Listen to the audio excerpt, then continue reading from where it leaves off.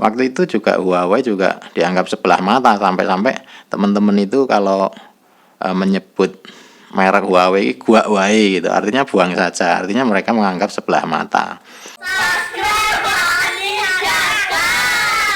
Ya, halo, assalamualaikum teman-teman Wani Dagang. Jumpa lagi dengan saya Hendy, penghuni channel Wani Dagang.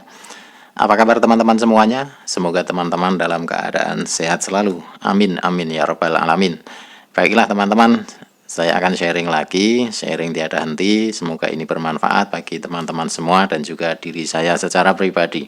Oke teman-teman, kali ini ada satu hal yang penting bagi kita seorang pedagang, seorang penjual, ataupun seorang pengusaha, yaitu ada 3 hal penting, yaitu seperti yang dikatakan oleh pakar marketing Pak Hermawan Kertajaya, pakar marketing yang sudah malang melintang secara internasional, reputasinya diakui secara internasional, dan beliau asli Surabaya. Nah, ada 3 hal yang penting bagi kita sebagai seorang penjual ya teman-teman, yaitu 1 adalah customer, 2 adalah produk, yang ketiga adalah brand. Nah itu teman-teman. Nah kenapa hal ini penting? Nah, banyak orang yang jualan itu hanya menjual produk kepada customer, tapi tidak ada brandnya. Nah, apakah itu salah? Nggak ada yang salah. Yang penting produk bisa terjual, terus mendapatkan untung, ya sudah itu.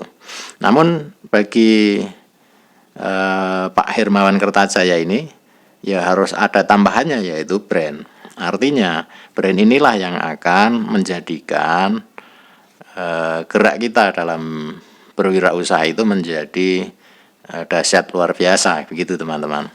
Nah, saya pernah baca tulisan Pak Hermawan Kertajaya ini di majalah Gatra yang tahun 90-an 7 itu ada tulisannya, yaitu dalam siasat marketing, yaitu berkaitan dengan competitive setting teman-teman.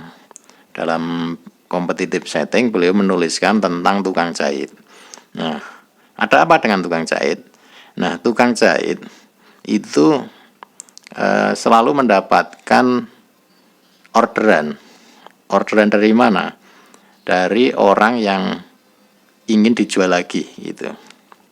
Jadi seorang penjual itu sudah mengetahui marketnya, kira-kira pakaian seperti apa yang diinginkan oleh customer, sehingga si penjual ini menjalin hubungan kerjasama dengan tukang jahit. Nah, tukang jahit melayani si penjual ini untuk membuat pakaian sesuai dengan keinginan penjual ini, dan penjual itu sesuai dengan keinginan customer. Nah, tentunya si penjual juga cerdas dalam hal ini, yaitu memberikan brand ke produk hasil pesan dari tukang jahit ini gitu. Nah, dalam hal ini siapa yang paling diuntungkan gitu? Yang paling diuntungkan itu adalah penjual ini, karena apapun keinginan customer itu bisa dipesankan lewat tukang jahit ini. Nah, pada saat ada tukang jahit yang lain yang mungkin bisa memberikan kualitas yang sama, mungkin dengan harga yang lebih murah, mungkin si penjual ini bisa jadi beralih ke tukang jahit yang lain. Nah, yang dirugikan dalam hal ini adalah tukang jahit yang pertama gitu. Nah, inilah pentingnya brand teman-teman. Baik teman-teman, sebuah cerita sedikit itu mengantarkan pada fenomena hari ini. Lagi-lagi kita coba lihat negeri Cina teman-teman. Negeri Cina yang sekarang cukup disorot di Indonesia juga, karena produk-produk Cina itu cukup banyak membanjiri di Indonesia gitu. Brand-brand Cina juga membanjiri di Indonesia. Padahal dulu itu tahun berapa? Tahun 2000-an. Produk Cina, terutama motor waktu itu, produk Cina yang masuk ke Indonesia itu brandnya dianggap sebelah mata teman-teman, dan boleh dikatakan tidak bisa menyaingi produk-produk Jepang. Waktu itu ada motor-motor Cina yang membanjiri Indonesia banyak sekali dengan harga yang begitu murah, tapi memang kualitasnya ini sangat jauh kalau dibanding dengan motor-motor dari merek Jepang waktu itu. Kebetulan dulu saya penelitian juga mengambil tema ini, tema persaingan sepeda motor di Yogyakarta waktu itu, teman-teman. Nah, untuk saat sekarang banyak brand-brand Cina yang berkibar, teman-teman. Kita bisa tahu ada Lenovo. Lenovo itu produsen PC, teman-teman. Kemudian ada Huawei. Huawei. Nah, itu juga brand Cina itu. Itu perangkat smartphone. Waktu itu juga Huawei juga dianggap sebelah mata, sampai-sampai teman-teman itu kalau menyebut merek Huawei, gitu. Artinya buang saja. Artinya mereka menganggap sebelah mata terhadap produk Huawei waktu itu gitu. Kemudian hari ini ada marketplace e-commerce yaitu Alibaba. Itu juga brand yang terkenal gitu. Kemudian ada Electech, perusahaan mobile game. Kemudian Xiaomi, kita tahu HP-HP Xiaomi juga membanjiri toko-toko handphone, teman-teman.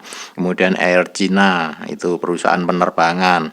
Haier, itu perusahaan elektronik. Kita tahu ada berbagai macam merek kulkas, mesin cuci, itu cukup banyak di toko-toko elektronik. Kemudian ada Anker, itu perusahaan aksesoris elektronik. Kemudian ada Citah Mobile, itu software security, teman-teman.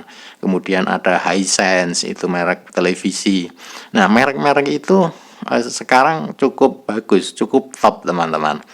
Nah, padahal awalnya dipandang sebelah mata. Artinya di sini Cina itu berbenah, teman-teman, dari segi brand. Jadi waktu itu Cina hanya mengandalkan punya produk dan punya customer dan mengandalkan harga murah.